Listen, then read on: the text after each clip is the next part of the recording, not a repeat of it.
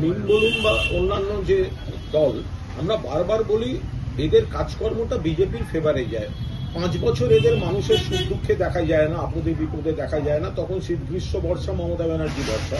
ভোটের আগে হঠাৎ উড়ে এসে তারা এমন কিছু কাজকর্ম করেন যাতে কিছু মানুষ বিভ্রান্ত হয় এবং ভোটটা ভাগ করার চেষ্টা করেন, যেটা বিজেপির ফেভারে যায়। তো ওরা এসেছিলেন, এসে আবার হুমায়ুনের সঙ্গে দোস্তি করেছিলেন। তো হুমায়ুনের সঙ্গে দোস্তির পর এত অ্যালায়েন্স হলো, এখন হুমায়ুন ফেসে গেল হুমায়ুনের ঢোল। তো তারপরে এখন লোক লজ্জায় বলছেন আমরা এখন সরে যাচ্ছি, কিন্তু আপনাদের তো উদ্দেশ্যটা এক ছিল, অর্থাৎ এমনভাবে কিছু মানুষকে কনফিউজ করে ভোট কাটা যাতে বিজেপির উপকার হয়। এখন হুমায়ুন পুরোদস্তুর ফেসে গেছেন এবং লোককে ভাসিয়ে বসে আছেন। তো সেই জায়গায় দাঁড়িয়ে তারা এখন নিজেদের কোনোভাবে মুখ রক্ষার জন্য এইসব সরে যাই করছেন। ভোটের আগে বক্তব্য বলে টুইট করে এসে হাজির হচ্ছেন। ভোট 5 বছর কোথায় ছিলেন? সারা বছর তো দেখা যায় না। তখন হিন্দু বলুন, মুসলমান বলুন, খ্রিস্টান বলুন, সবার কাজ, সমাজের কাজ, উন্নয়ন, বিভিন্ন স্কিম, সেটা তো মমতা বন্দ্যোপাধ্যায় করেন। সব বিষয়ে মমতা বন্দ্যোপাধ্যায় আছেন। হঠাৎ ভোটের আগে এসে এটা হয়নি বলে কিছু মানুষকে ভুল বুঝিয়ে এমনভাবে ভোটটা কাটা যাতে ঘুরে বিজেপির সুবিধা হয়, এটা সবাই ধরে ফেলেছেন। আর সেই ধরাটা হুমায়ুন কবির একেবারে পুরোদস্তুর নিজেই ফাঁস করে বসে আছেন। ফলে যারা তার সঙ্গে ছিলেন ধরে নিতে হবে এদের উদ্দেশ্যগুলো সব এক ছিল। রুমের তরফে বলা হচ্ছে মুসলিম সম্প্রদায়ের সততা বিশ্বাসযোগ্যতা নিয়ে প্রশ্ন তোলা কোনো বক্তব্যের সঙ্গে যুক্ত থাকবে না মিল। দেখুন, এটা কিছু লোক, তারা তো পুরো মুসলিম সমাজের এজেন্সি নিয়ে বসে নেই, যেমন হিন্দু সমাজের এজেন্সি নিয়ে বিজেপি বসে নেই, এটা হতে পারে না।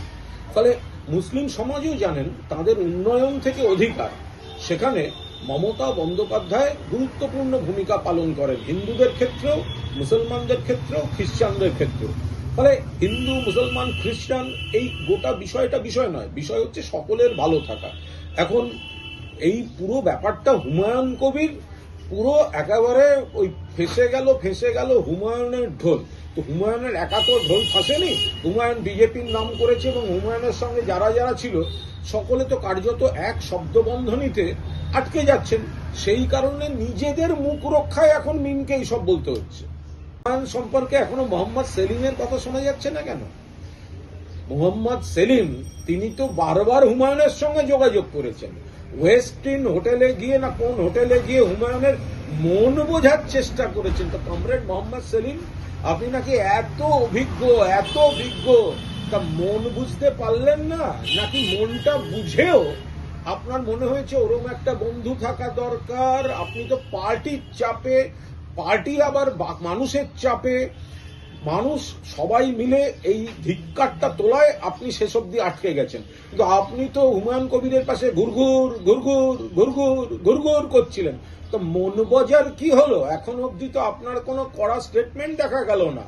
মন বোঝার পর কি বুঝেছিলেন সেটা আর একবার স্পষ্ট করে সকলকে জানালে ভালো হয়। আপনি কিন্তু সম্পর্ক ছেদ করেননি, চারপাশের বিরূপ প্রতিক্রিয়ায় আপনার পার্টি এবং বামফ্রন্ট আপনাকে বাধ্য করেছে যে হুমায়ুনের সঙ্গে বেশি এগোবেন না, কিন্তু আপনি যে কারণে ঘুরঘুর করছিলেন তো সে বিষয়টা এবার বলুন। এই আইটা বেরোনোর পর বলুন, নাকি ওই তালে আপনিও একটা এমএলএ হয়ে যাওয়ার তাল করছিলেন? দিলীপ ঘোষ বাংলার মানুষের কাছে ক্ষমা চাওয়া উচিত। এসআইআরে যাদের নাম এখনো পর্যন্ত বাদ আছে তারা অধিকাংশই, কার্যত সকলেই বৈধ ভোটার। নানা রকম অদ্ভুত কারণ তৈরি করে নানা চক্রান্তে তাদের নাম আপাতত বাদ রাখা হয়েছে, দফায় দফায় উঠছে, মমতা বন্দ্যোপাধ্যায় পাশে আছেন। যারা সম্পূর্ণভাবে কোনো সমস্যা আছে তাদের সে নাম তো বাদ গেছে, সেই নিয়ে তো কেউ আপত্তি করছে না। কিন্তু যাদের বাবা ব্যানার্জি, বন্দ্যোপাধ্যায় ছেলে কেন ব্যানার্জি, কোন মহিলার বিয়ের পর কেন পদবি পরিবর্তন হয়েছে, ঠিকানা পরিবর্তন হয়েছে, মোহাম্মদ ইসমাইল এমডির পর একটা ডট আছে না নেই, এইসব কারণে যাদের নাম্বার দেওয়া হয়েছে, আপনি তাদের দেশদ্রোহী বলছেন। দেশদ্রোহী তো আপনার দল বিজেপি, যারা স্বাধীনতা আন্দোলনের সময় জেল থেকে ব্রিটিশকে মুচলেখা দিয়ে স্বাধীনতা সংগ্রাম থেকে সরে দাঁড়িয়ে, যেটা দেশদ্রোহী পার্টির নেতা, আপনি কিভাবে বাকিদের, এত মানুষ হয়রানিতে পড়ছে, কোন অধিকারে আপনি তাদের দেশদ্রোহী বলছেন? এত নাম বাদ দিয়েছে ইলেকশন কমিশন বিজেপির নির্দেশে, তারা দেশদ্রোহী? তারা বাংলার মানুষ, তারা ভারতবর্ষের মানুষ, আপনি কে দেশদ্রোহী বলার? বাংলায় অন্য কোনো কথা বলার আগে প্রথম বলুন পিএমওর সেই অফিসার কারা যারা হুমায়ুন কবিরের সঙ্গে ডিল করছিলেন। হুমায়ুন কবির যে 1000 কোটি টাকার বিষয়টা সামনে এনেছেন, কিছু অ্যাডভান্সের কথা বলেছেন, বিজেপির সঙ্গে আঁতাতের কথা বলেছেন, সেটা আগে স্পষ্ট করুন অমিত শাহ। ওই এক ফাটা রেকর্ড পরে বাজাবেন। হুমায়ুন কবিরের বয়ান অনুযায়ী পিএমওর কোন কোন অফিসার এই গোটা হুমায়ুন ওরিয়েন্টেড স্ক্যামটার সঙ্গে জড়িত, আগে তাদের নাম বলুন। এটা সাধারণ মানুষ পরিষ্কার বুঝতে পারছেন যে একটা পুরনো মামলা এখন ভোটের মুখে, আর 15 দিন ভোট বাকি, সেই সময় হঠাৎ তদন্ত তাদের জেগে উঠল এবং তৃণমূলের মন্ত্রী, তৃণমূলের নেতা, তৃণমূলের প্রার্থী, তাদেরকে ডেকে ডেকে বিরক্ত করা, তারা ভোট করবে নাকি এই লিগাল পদ্ধতিগুলো সামলাবে। সিপিএম এর মদত পেয়ে কিছু 4টি ভোট পাওয়া বিজেপি, তারা এখন জানে আবার গোহারা হাঁটতে চলেছে। তো সেই কারণে যাতে তৃণমূলের প্রার্থীরা একদিকে ভোটার লিস্ট থেকে ভোট কাটছে বৈধ ভোটারদের, অন্যদিকে যারা তৃণমূলের প্রার্থী তাদের মোকাবিলা করতে না পেরে এজেন্সি দিয়ে ডিস্টার্ব করছে। সবাই বোঝেন যে ভোটের 15 দিন আগে হঠাৎ পুরনো মামলা নিয়ে জেগে উঠে প্রার্থীদের ডেকে পাঠানো, এটা যে বিজেপির যে একেবারে প্যানিক রিয়াকশন, দল পারছে না, নেতারা পারছে না, নরেন্দ্র মোদী অমিত শাহর বক্তৃতা হচ্ছে প্রত্যাখ্যাত, তাই এখন ভোটটাকে ডিস্টার্ব করার চেষ্টা করছে, এসব করে হবে না।